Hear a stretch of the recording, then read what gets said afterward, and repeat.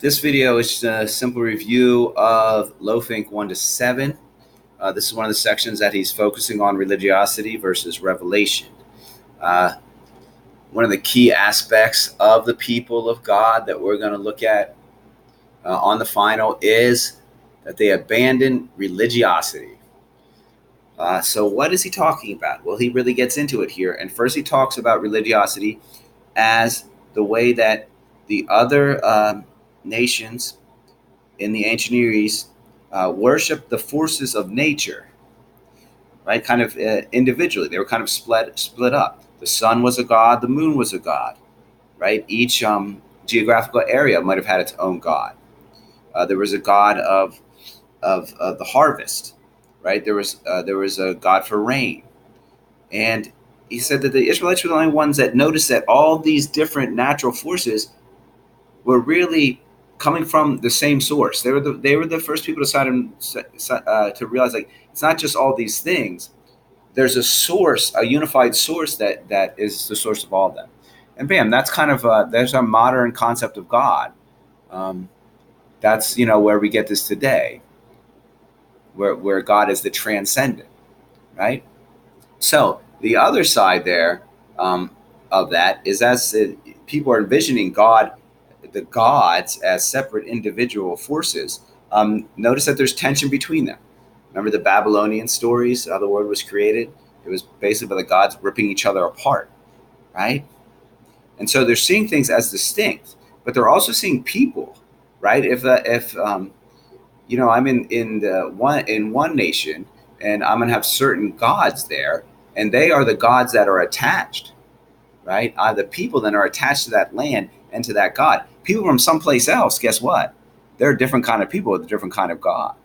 So this division of nature into different gods and the divinization of those forces also is going to end up being a kind of divinization that is susceptible to self-centered desires, right?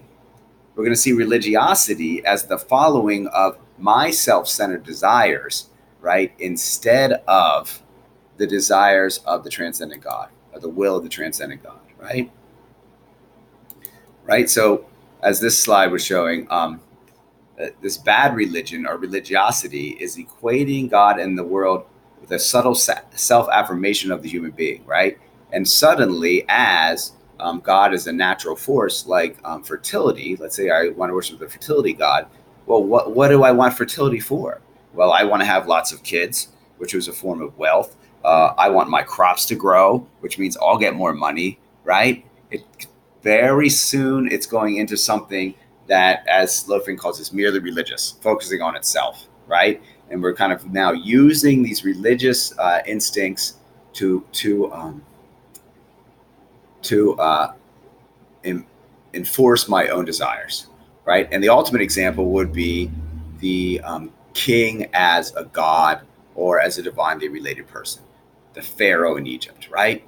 The Pharaoh was seen as the incarnation of the sun god, and his desire is the desire that everyone has to follow because it is the divine desire. Now, if you leave Egypt, how much power does he have? None, right?